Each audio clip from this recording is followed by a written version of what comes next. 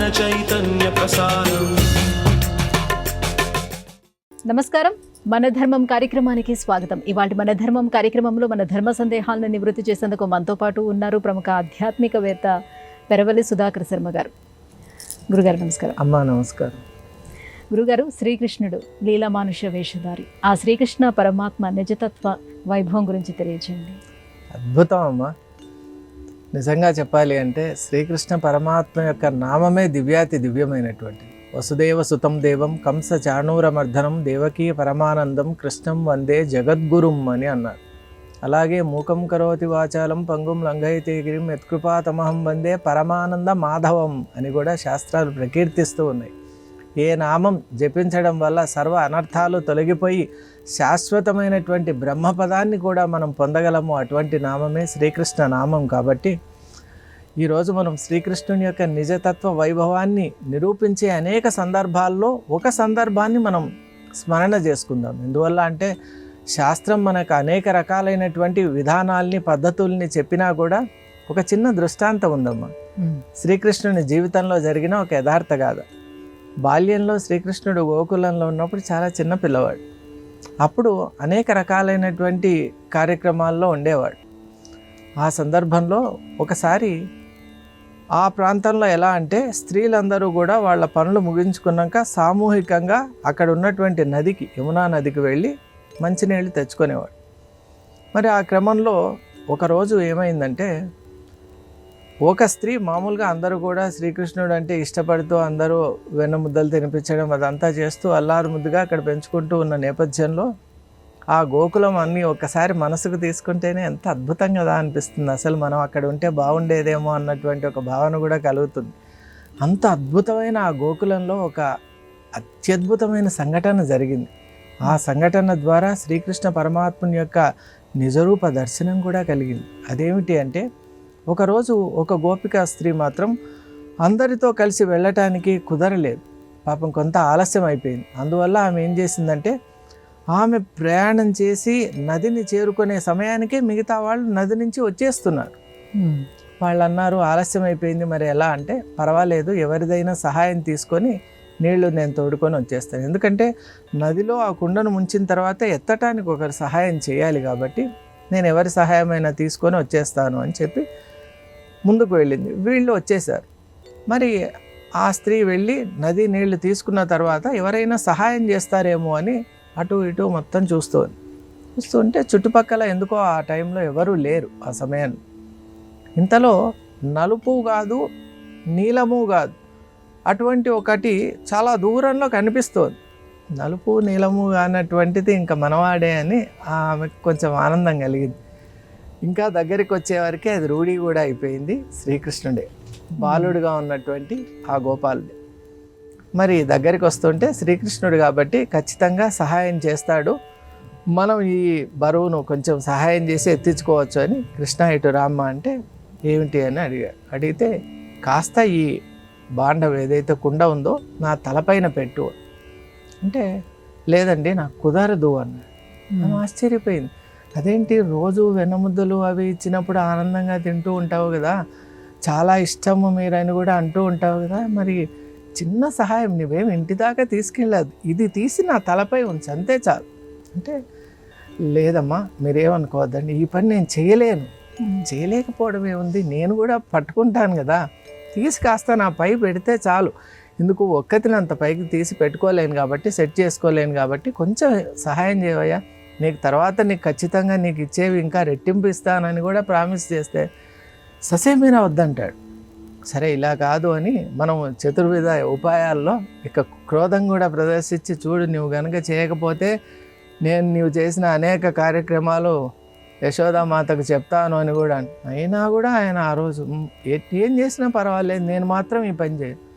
అదేంటి ఇలా హఠంకి వచ్చాడే అని ఆమె ఆలోచన చేసి అన్ని సామధాన భేద దండోపాయాలు అయిపోయాక చూస్తూ ఉండగానే ఆ నలుపు నీలంగా ఉన్నటువంటి వ్యక్తి అలా అలా అలా వెళ్ళిపోతాడు, దూరం వెళ్ళిపోతాడు.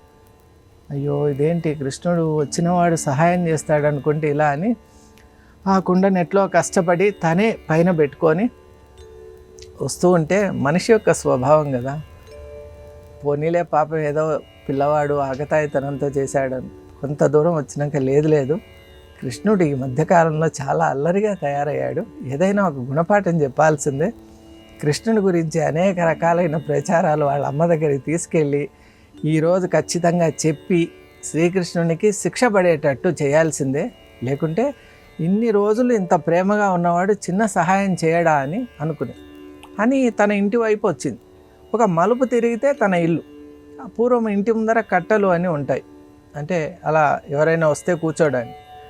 మరి అక్కడికి ఇంకా అలా తిరగగానే నలుపు నీల స్వరూపం అక్కడ ప్రత్యక్షమైపోయింది. చూసేసరికి కృష్ణుడు అక్కడ ఉన్నాడు. బాలుడు ఈమెకి ఇంకా కోపంగా ఉంది, ఎందుకంటే అక్కడ సహాయం చేయలేదు, ఇక్కడికి వచ్చాడు. అసలు ఈమె ఏదైనా నోరు తెరిచి చెప్పే లోపలనే అమ్మ ఇంత కుండ తీసుకొని వస్తున్నావా రామ్మ అని మెల్లగా ఆ కుండను తీసి దించి కింద పెట్టాడు. అప్పుడు ఒక క్షణంలో మళ్ళీ ఆమెకు నార్మల్ అయిపోయి, అదేంటి కృష్ణ, నాకు చాలా ఆశ్చర్యంగా ఉంది, నది దగ్గర ప్రార్థించాను, అర్థించాను, వేడుకున్నాను, ఎన్ని రకాలు చేయాలనో నీకు కావలసినవన్నీ రెట్టింపిస్తానని కూడా అన్నాను. ఎన్ని చేసినా నువ్వు నాకు ఆ కుండ ఎత్తి నా మీద పెట్టలేదు, ఇక్కడ నేను అడగలేదు, నిన్ను పిలవలేదు, నిన్ను తలుచుకోలేదు, స్మరించలేదు, నీ వచ్చి అవి దించుతున్నావు, అదేంటి అని అడిగి. అప్పుడు ఒకే ఒక మాట అన్నాడు, ఇదే నా తత్వం అమ్మా అన్నాడు. అదేంటి నీ తత్వం అంటే, అమ్మా నేను బరువులు దించేవాడినే కానీ ఎత్తేవాడిని కాదమ్మా అన్నాడు. చూసారా, అక్కడ నువ్వు బరువు ఎత్తమన్నావు, ఎత్తేవాడిని కాదమ్మా, బరువులు దించేవాడిని నేను. నా అవతార రహస్యం కూడా ఏమిటి అంటే, మనిషి ఎన్నో జన్మల్లో చేసుకున్నటువంటి పాపపు సంచయం ఆ మూట ఉంది, బరువు ఎక్కువగా ఉంది, ఇంకా బరువు ఎత్తి మీ మీద నేను పెట్టలేను, మీ భారాన్ని కూడా దించడానికి వచ్చిన అవతారం అమ్మ కృష్ణావతారం అని చెప్పాడు. కాబట్టి చిన్న చిన్న దృష్టాంతాల్లో కూడా శ్రీకృష్ణ పరమాత్మ అత్యద్భుతమైన ఆధ్యాత్మిక సందేశాన్ని మనందరికీ ఇస్తూ వారి అవతార ప్రయోజనాన్ని, అలాగే వారిని స్మరించడం ద్వారా ఎలా మనం ముక్తిని విముక్తిని పొందవచ్చనే మార్గాన్ని మనకు సూచించారు. గురుగారు, గంగా యమున సరస్వతి ఈ 3 నదుల కలయిక త్రివేణి సంగమం ప్రయాగ. ఈ ప్రయాగ యొక్క వైశిష్ట్యం ఏంటో తెలియజేస్తారా? అమ్మ, ప్రయాగ అనేటువంటి పదంలోనే ప్రయాగ ఇది ప్రయాగ అని దానికి ఒక అన్వయం చేశారు. ప్రయాగ అంటే బ్రహ్మదేవుడు సృష్టికి పూర్వం ఈ సృష్టి అంతటిని కూడా చేయాలి, విశాలమైనటువంటి ఈ యొక్క విభిన్నమైనటువంటి ఈ సృష్టిని చేయాలి అనేటువంటి ఒక సంకల్పం ఆయనకు వచ్చినప్పుడు, ఆయన ఎప్పుడు కూడా మన వైదిక సంప్రదాయం ఏమిటి అంటే ప్రతిదీ యజ్ఞంతో ప్రారంభం చేస్తాం, ఒక యాగం చేసి ప్రారంభం చేస్తాం. అలా యాగముతో ప్రారంభమైనటువంటి స్థానం కాబట్టి ప్రయాగ అని పేరు వచ్చింది అని అంటారు పెద్దలు. అలాగే ప్రయాగ అనేటువంటిది త్రివేణి సంగమ స్థానం. అది నిజంగా చాలా ఉత్కృష్టమైనటువంటిది, ఉన్నతోన్నతమైనటువంటిది. గంగా యమున సరస్వతి నదుల యొక్క సంగమ స్థానం. మామూలుగానే నదీ సంగమం అనేటువంటిది పరమ పవిత్ర ధామం అని అంటారు. మన గాణగాపురంలో కూడా చూసినట్టయితే అక్కడ కూడా నదీ సంగమమే ఉంటుంది. కాబట్టి భీమా అమరజ నదీ సంగమ స్థానమే అక్కడ. అలాగే తుంగ భద్ర ఈ 2 నదులు కలిసి తుంగభద్రగా మారుతూ ఉన్నాయి. అలా ఎక్కడెక్కడైతే నదీ సంగమ స్థానం, నదీ సాగర సంగమ స్థానం, ఇవన్నీ కూడా మన ఆధ్యాత్మికంగా చాలా విశిష్టమైనటువంటి ఒక నేపథ్యాన్ని కలిగి ఉన్నాయి. కాబట్టి అలా చూసుకున్నట్టయితే పరమ పవిత్రమైనటువంటి గంగా నది, సరస్వతి నది, యమునా నది ఈ 3 యొక్క మేలు కలయిక మనిషిలో ఉన్నటువంటి త్రివిధ తాపాల్ని కూడా నశింపజేస్తాయి. ఆధ్యాత్మిక, ఆది భౌతిక ఇత్యాది త్రివిధ తాపాల్ని కూడా నశింపజేస్తూ మనలో ఉన్నటువంటి త్రిగుణ ప్రభావం ఉంటుంది, సత్వరజస్తమో గుణ ప్రభావం ఉంటుంది. ఈ 3 గుణాల ప్రభావాన్ని కూడా తొలగింపజేస్తుంది. దీనికి కూడా ఒక చిన్న దృష్టాంతం ఉంది. అది ఎలా అంటే, ఒక మనిషి అరణ్యంలో వెళ్తూ ఉంటే ఆ మార్గం గుండా ఆ రోజుల్లో చాలామంది దారిదోపిడీ చేసేటువంటి వాళ్ళు ఉంటారు. వాళ్ళు ఈ వ్యక్తిని చూస్తారు. చూసి వెంటనే వీడిని ఏం చెయ్యాలి అంటే, అందులో ఒకడు ఏమంటాడంటే, ఇతని ధనాన్ని తీసుకొని ఇతన్ని ఆ చెట్టుకు కట్టేద్దాము. సరే, ఇతను భయపడి వణుకుతూ ఉంటాడు, ఏం చేస్తారు? రెండో వ్యక్తి అంటాడు, అలా కాదు, ఇతన్ని చెట్టుకు కట్టేయడమే కాకుండా సంహరిద్దామంట. ఇదేమిటబ్బా ఇలా అంటే, అప్పుడు మూడో వాడు అంటాడు, లేదు, ధనం తీసుకొని మనం వాడిని వదిలేద్దాం, మనకు కావాల్సిన ధనమే కదా. సరే, వాడి మాటను వీళ్ళు విని, సరే నీ ఇష్టం వచ్చినట్టే చేద్దాం. వాళ్ళిద్దరూ ముందు వెళ్ళిపోతే ఈ మూడో వ్యక్తి ఏం చేస్తాడంటే, వాడిని పిలుచుకొని, భయపడొద్దు, సరే నేను వాళ్ళ గ్రూప్ వాడినే కాబట్టి నేను ధనం తీసుకోవడంలో నేను ఆక్షేపం చేయలేకపోయాను, కానీ నీ ప్రాణాలను కాపాడుతున్నాను, మెల్లగా నీ ఊరు కూడా చేరుస్తాను, ఈ అరణ్య మార్గం మాకు బాగా కరతలా మలకమే అని మెల్లగా తీసుకొచ్చి ఒక దారి ఉంటుంది, దారికి అవతల వైపు కొన్ని గ్రామాలు ఉంటాయి. అప్పుడు చూడు జనపదాలు కనిపిస్తున్నాయి కాబట్టి ఇక్కడి నుంచి నువ్వు క్షేమంగా వెళ్ళిపో మీ గ్రామానికి అంటే, అప్పుడు ఈయన అంటాడు, నన్ను నిజంగా ప్రాణాపాయం నుండి కాపాడావు. ధనం అంటే మళ్ళీ సంపాదించుకోవచ్చు, కానీ అసలు ఈ రోజుతో అయిపోయింది అనుకున్నాను జీవితం, కాపాడావు కాబట్టి మా ఇంటికి వచ్చి ఆతిథ్యం స్వీకరించు, అసలు నీ గురించి నేను చెప్పను అంటే ఆయన అంటాడు, ఏమైనా కూడా నేను వారికి చెందిన వాడినే కదా, మేము అలా రాకూడదు, నా పరిమితి ఈ రహదారి వరకే, రహదారి దాటి జనపదాల్లోకి గ్రామంలోకి నేను రాకూడదు, మేము ఎంతసేపు ఇక్కడే ఉండాలి అన్న వ్యక్తి సత్వగుణం, ఆ మిగతా ఇద్దరే తమో గుణము రజోగుణం. కాబట్టి ఈ త్రిగుణ ప్రభావాన్ని మనం దాటుకొని వెళ్ళాలి అంటే ఈ త్రివేణి సంగమ స్థానంలో మనం ఆచరించేటువంటి స్నానాధికాలు అలాగే చేసేటువంటి వైదిక క్రతువులు చాలా ఫలప్రదం అవుతాయి అని చెప్తారు. మరీ ముఖ్యంగా మనకు ప్రయాగలో ఉన్నటువంటి శక్తి క్షేత్రం కూడా ఉంది కాబట్టి అమ్మవారి అనుగ్రహం కూడా విశేషంగా అక్కడ మనకు ప్రాప్తం అవుతూ ఉంటుంది. అలాగే ప్రయాగ క్షేత్రంలో చేసినటువంటి పితృకార్యం కూడా అద్భుతమైన ఫలితాలను ఇస్తుంది. ఎందువల్ల అంటే మన సంప్రదాయంలో పితృదేవతల యొక్క అనుగ్రహం కనుక ఉన్నట్టయితే వంశాభివృద్ధి జరుగుతుంది, అవిచ్ఛిన్నంగా అక్కడ మనకు అందరికీ శుభాలు కలుగుతాయని చెప్తారు. కాబట్టి ప్రయాగ క్షేత్రం అనేటువంటిది నిజంగా ప్రయాగ రాజము అని అంటారు, అంటే క్షేత్రరాజం, క్షేత్రములకే క్షేత్రమైనటువంటి ఆ ప్రయాగ క్షేత్రాన్ని ప్రతి సనాతన ధర్మంలో ఉన్న ప్రతి ఒక్కరూ కూడా కనీసం ఒక్క మారైనా కూడా దర్శించాలి, త్రివేణి సంగమ స్నానం చేయాలి. ఎందువల్ల అంటే మహాకుంభ ఇత్యాది క్రతువులన్నీ కూడా అక్కడ ఉంటాయి, కుంభమేళా అని మనం అంటాం. ఆ కుంభమేళా సందర్భంగా అక్కడున్న ప్రపంచంలో నలుమూలల్లో ఉన్నటువంటి మహాత్ములందరూ కూడా అక్కడ కలిసి తపస్సు చేసి వారి యొక్క జ్ఞానాన్ని వారి యొక్క అనేక రకాలైనటువంటి శక్తియుక్తుల్ని ప్రదానం చేస్తూ ఉన్నారు. ఆదిశంకరులు ఒక ఆజ్ఞ ఇచ్చారమ్మా, కుంభమేళ జరిగినప్పుడు ఎక్కడున్న సాధువులైనా సరే ఆ స్థానానికి వచ్చి భక్తులకు జ్ఞానభిక్షను ప్రసాదించాలి అని ఆజ్ఞ ఇచ్చారు. కాబట్టి ఆదేశానుసారమే ఈనాటికి కూడా పరమ పవిత్రమైనటువంటి ఆ మేళా జరుగుతూ ఉంది. ఆ సందర్భంగా పవిత్ర స్నానం అలాగే దానం అలాగే జ్ఞానం ఇవన్నీ కూడా ప్రాప్తింపబడుతుంటాయి. కాబట్టి అలాంటి కార్యక్రమాలు జరిగిన స్థలము అప్పటికి ఇప్పటికీ ఆ వైబ్రేషన్తో ఉంటుంది. కాబట్టి త్రివేణి సంగమం ఒక్కసారి మన జీవితంలో చూసామంటే ఇక త్రిగుణ ప్రభావం అనేటువంటిది క్రమక్రమంగా సడలి మనం త్రిగుణాతీతమైనటువంటి దివ్య స్థితిని చేరుకోవడానికి ఎంతో కాలం పట్టదు అని పెద్దలు చెప్తూ ఉంటారు. గురుగారు, తరతి శోకం ఆత్మవిత్ అనే ఈ శాస్త్ర వాక్యాన్ని ఎలా సమన్వయం చేసుకోవాలి? ఇది నిజంగా చెప్పాలంటే మాకు వేదాంతంలో అత్యద్భుతమైనటువంటి ప్రమాణ వాక్యం అని అంటాం. ప్రమాణ వాక్యం అంటే ఏమిటి అంటే ఏ వాక్యం అయితే మిగతా అన్ని వాక్యాలను కూడా నడిపించగలిగే శక్తి ఉంటుందో, ఏ వాక్యాన్ని కనుక మనం అనుసరించి అన్వయించుకొని సమన్వయించుకుంటే కనుక మిగతా వాక్యాల యొక్క అంతర్దృష్టి మనకు కలుగుతుందో అటువంటి మహావాక్య సదృశమైనటువంటి ప్రమాణ వాక్యమే తరతి శోకం ఆత్మవిత్ అని. ఎంత చక్కగా ఉంచాడండి. తరతి అంటే దాటిపోతాడు, తరతి శోకం, శోకం అంటే ఈ యొక్క ప్రపంచం యొక్క పరిస్థితి ఏమిటి అంటే భగవద్గీతలో శ్రీకృష్ణ పరమాత్మ ప్రపంచానికి 2 లక్షణాలు చెప్పాడమ్మా. అదేమిటి అంటే దుఃఖాలయం అశాశ్వతం అని చెప్పాడు. అదేమిటి అంటే దుఃఖాలయం, ఈ ప్రపంచము దుఃఖానికి నిలయం ఆలయం అని చెప్పాడు. నిజంగా చూసినట్టయితే తృప్తిగా ఉన్నవాడు ఒక్కరూ ఈ ప్రపంచంలో మనకు ఎక్కడ కనిపించరు. మనం ఎంత టార్చ్ లైట్ వేసి చూసినా కూడా ఎవరిని చూసినా, ఎవరిని స్పృశించినా, ఎవరిని కలిసినా, ఎవరిని బాగా ప్రశ్నించినా ఏదో ఒక వెలితి, బాధ, కొరత, ఏదో వేదన మనకు కనిపిస్తూ ఉంటుంది. ఎందువల్ల అంటే ప్రపంచం యొక్క స్వరూపం అది అని చెప్పారు, దుఃఖాలయం. సరే, ఇది దుఃఖాలయం అయినా పర్వాలేదు, మనం ఏదో మనకు కావలసినవి మనం సాధించుకోవచ్చు కదా అంటే ఎంత సాధించుకున్నా అశాశ్వతం అని 2వ మాట చెప్పారు. ధనం సాధించుకున్నా అశాశ్వతమే, పేరు ప్రఖ్యాతులు ఇవి ఏవి తీసుకున్నా కూడా అశాశ్వతమైనటువంటి దేహంతో ఇవన్నీ వెళ్ళిపోతుంటాయి. మన విద్య కానివ్వండి, దేహ సంబంధమైనటువంటి విద్యలన్నీ దేహంతోనే లుప్తమైపోతూ ఉంటాయి. కాబట్టి దుఃఖాలయం అశాశ్వతం అని ఇక్కడ చెప్పబడింది. కాబట్టి శోకమయమైనటువంటి, ముఖ్యంగా శోకం అనే పదానికి వేదాంతం చక్కటి అన్వయం చెప్పిందమ్మా. ఇంతకుముందు మనం మాట్లాడుకున్నది లౌకిక అర్థంలో మాట్లాడాం. అసలైనటువంటి వేదాంత గర్భితమైనటువంటి అర్థం శోకానికి ఏమి అంటే పరిమితం అయిపోవడం.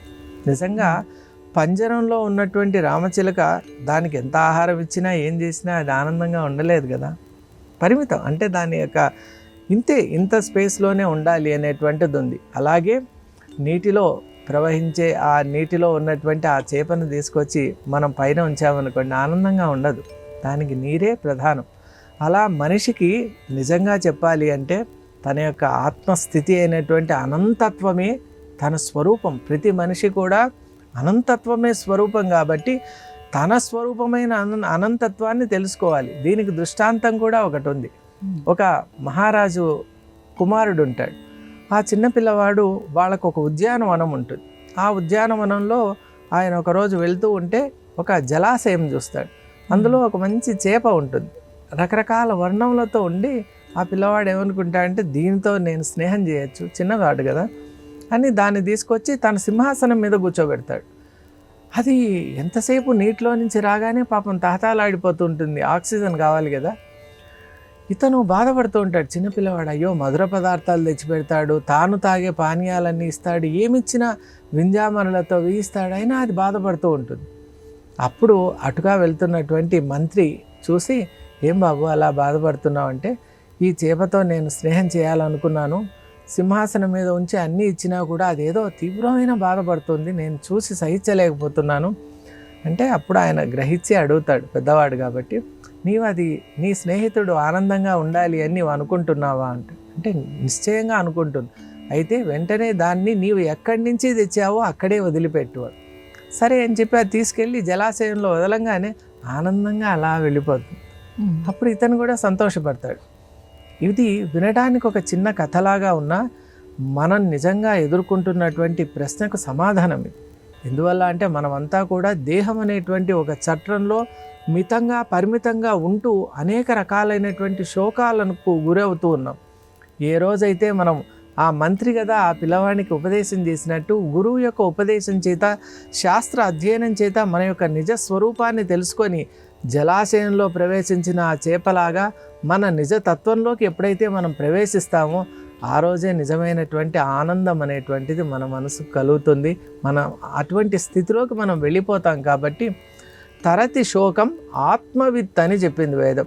ఆత్మవిత్ అంటే ఆత్మస్వరూపాన్ని తెలుసుకోవడం అంటే నిజంగా లౌకిక విద్యల్లో మనం చూసినట్టయితే ఫిజిక్స్ ప్రొఫెసర్ ఒకరు ఉన్నారనుకోండి, ఆయన ఎంత పెద్ద ప్రొఫెసర్, భౌతిక శాస్త్ర నిపుణుడు అయినా కూడా ఆయన ఆ శాస్త్రము వేరువేరుగా ఉంటారు.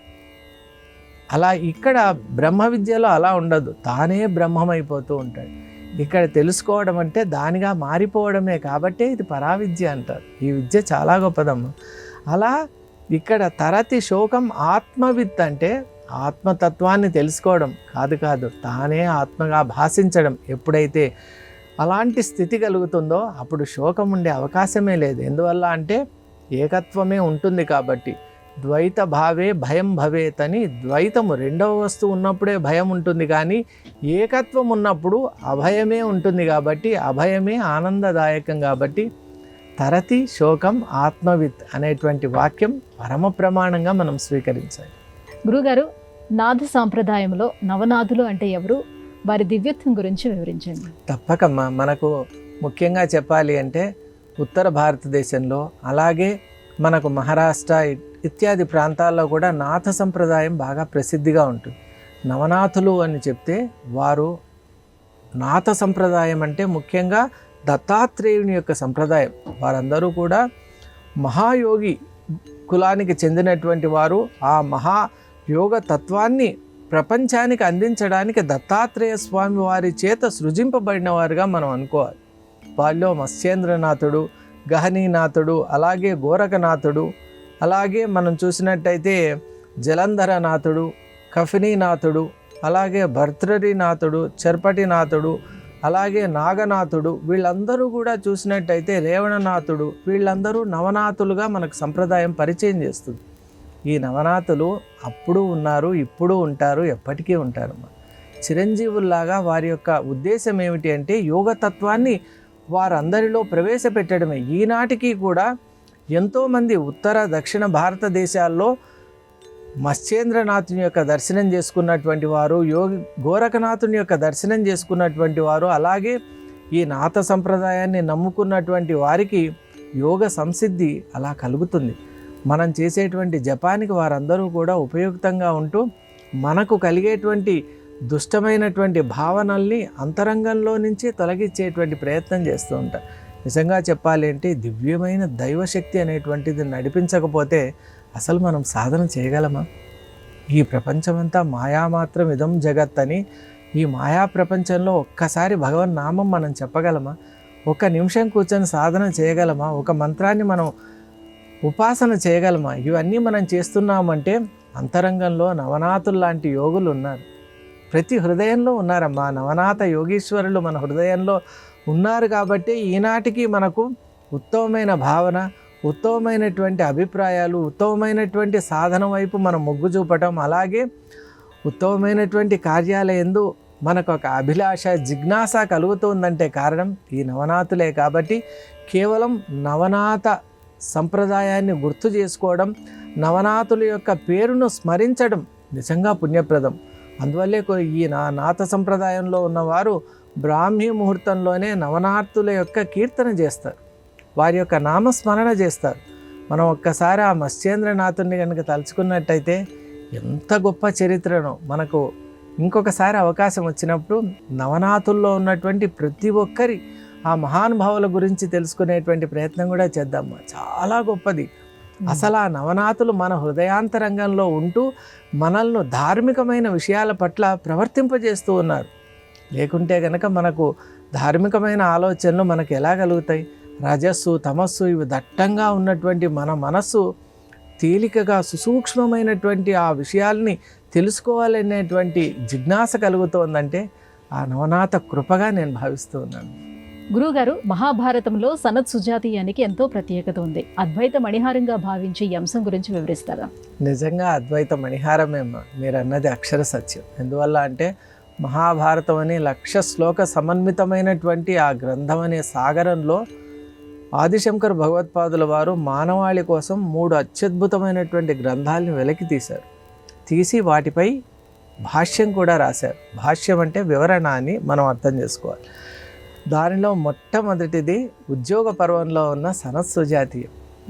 అలాగే వారు భగవద్గీత పైన ఈరోజు మనం అందరూ పాడుకునేటువంటి, చెప్పుకునేటువంటి, ఈ యొక్క ప్రతి ఒక్క ఇళ్లలో కూడా స్మరించుకునేటువంటి విష్ణు సహస్రనామాన్ని కూడా వెలికి తీసింది వారే. వారి తర్వాతే ఈ ప్రాచుర్యం అనేటువంటిది కలిగింది. కాబట్టి భగవద్గీత అనే గ్రంథాన్ని ఈ 1,00,000 శ్లోకాల నుండి వెలికి తీయడమే కాకుండా వారు ఒక మితిని, పరిమితిని కూడా ఏర్పరిచారు. 7 శ్లోకిగా ఉంటుంది, 700 శ్లోకాలు అని కూడా ఏర్పరిచారు. అలా ఈ యొక్క సనత్ సుజాతీయం ఉద్యోగ పర్వంలో ఉంటుంది.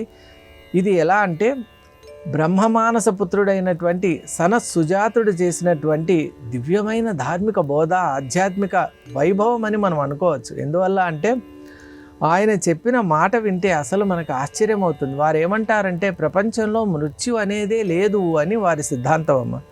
అదేమిటి సర్వత్రా మనం చూస్తూ ఉన్నాం కదా అంటే, అది నిజంగా చెప్పాలి అంటే మీరు చూసేటువంటిది మీ యొక్క ఈ గుణ ప్రభావం వల్ల మీరు అలా చూస్తున్నారు. కానీ వాస్తవంగా ప్రతి జీవి కూడా అమరుడే, అతను సనాతనుడే, నిత్యుడే, సత్యమైనటువంటి సత్యస్వరూపుడే. కాబట్టి శివస్వరూపమే. కాబట్టి నిజంగా మనిషికి మరణం లేదు. ఏదైతే దేహాన్ని ఆశ్రయించుకొని ఉన్నామో ఆ దేహానికి ఉండొచ్చు, కానీ నిజమైన మనిషికి, నిజమైన తత్వానికి ఎప్పుడు కూడా ఏ విధమైనటువంటి దానికి ఇబ్బంది లేదు, దానికి ఏ విధమైనటువంటి మార్పు రాదు అని వారు సనత్ సుజాతీయంలో చెప్పారు. కాబట్టి అది నిజబోధ. వేదం కూడా అదే చెప్తోంది. ఎందువల్ల అంటే మనిషి యొక్క వాస్తవ స్వరూపం ఏంటి, అది ఎప్పుడైతే మనం తెలుసుకుంటామో అప్పుడు నిజంగా భ్రమకు లోను కాము. భ్రమ అనేటువంటిది ఎప్పుడు కలుగుతుందంటే మనలో ఏదైనా దోషం ఉన్నప్పుడే భ్రమ కలుగుతుంది. కాబట్టి అటువంటి దోషాలకు ఆలవాలమైనటువంటి మన మనస్సును ముందు ప్రక్షాళన చేసుకోవాలి. మెల్లగా మనం సాధన ప్రారంభం చేసామంటే కొంతకాలంలోనే మనకి ఎలా అంటే ఒక పెద్ద సుదూర ప్రాంతానికి మనం వెళ్తూ ఉంటే పక్కన సైన్ బోర్డ్స్ అని ఉంటాయి. అంటే ఇంత దూరం వెళ్ళాము, ఇంకా ఇంత దూరం ఉంది అని అలా సూచనలు ఉంటాయి. అలా మనకు ఆధ్యాత్మిక మార్గంలో కూడా మనం వెళ్తూ ఉంటే అటువంటివి మనకు కనిపిస్తూ ఉంటాయి. వాటి ద్వారా మనం నిజంగా సరియైన మార్గంలో వెళ్తున్నామని కూడా తెలుసుకోవచ్చు. అలాగే ఈ క్రమంలో ముందుకు వెళ్తే మనం అనుకున్నటువంటి లక్ష్యాన్ని చేరడం కూడా సత్యమే. సనత్సుజాతీయుడు నిజంగా బ్రహ్మమానస పుత్రుడే కాకుండా దక్షిణామూర్తి స్వామి వారి యొక్క ప్రథమ 4 శిష్యుల్లో ఒకరమ్మ. వారు చిన్ముద్ర చేత సనక సనందన సనాతన సనత్కుమారుడు, వారిలో సనాతనుడే సనత్సుజాతీయుడు. కాబట్టి ఈ 4కి కేవలం చిన్ముద్ర చేత వారు మోక్షాన్ని ప్రసాదించారు. చిన్ముద్ర అంటే జీవ బ్రహ్మ ఐక్యం. ఇది జీవతత్వం, ఇది బ్రహ్మతత్వం, రెండూ ఒక్కటే అనేటువంటిది. అది ఎలా సాధ్యమవుతుంది అంటే త్రిగుణాల్ని బంధించడం. ఈ 3 సత్వ రజస్ తమో గుణాలని, ఈ త్రిగుణాల్ని బంధించి వాటిని గనక మనం దాటినట్లయితే జీవ బ్రహ్మైక్యం అనేది సిద్ధింపబడుతుంది అని ఈ యొక్క చిన్ముద్రను వారికి చూపించడం చేత ఆ బ్రహ్మమానస పుత్రులు కాబట్టి, జ్ఞాన సంపన్నులు కాబట్టి, వివేక వైరాగ్య సంపన్నులు కాబట్టి వారు వెంటనే తరించిపోవడమే కాకుండా మానవాళికి కూడా ఉపయుక్తం కావాలని ఆ జ్ఞానాన్ని మనకందరికీ కూడా అందించారు. దాన్ని వేదవ్యాస మహర్షి ఆ 1,00,000 శ్లోక సమన్వితమైన మహాభారతంలో దాన్ని మన ముందు ప్రవేశపెట్టి తద్వారా మానవాళికి మహోపకారం చేశారమ్మా. ఇందులో ఉన్నటువంటి తత్వాన్ని తెలుసుకున్నట్టయితే ఒక్కసారి సనత్సుజాతీయం మనకు అర్థమైంది అంటే మన జీవితం మనకు అర్థమైనట్లే. గురుగారు, ఇవాళ మన ధర్మం కార్యక్రమంలో మాకు వచ్చిన ఈ ధర్మ సందేహాలన్నీ కూడా నివృత్తి చేసినందుకు ధన్యవాదాలండి. అమ్మా నమస్కారం. ఇది ఇవాళ మన ధర్మం కార్యక్రమం. రేపటి మన ధర్మం కార్యక్రమంలో మళ్ళీ కలుసుకుందాం. నమస్కారం. ఈ కార్యక్రమాన్ని తిరిగి చూడాలనుకుంటే www.youtube.com/ETV Life Spiritual లో చూడవచ్చు.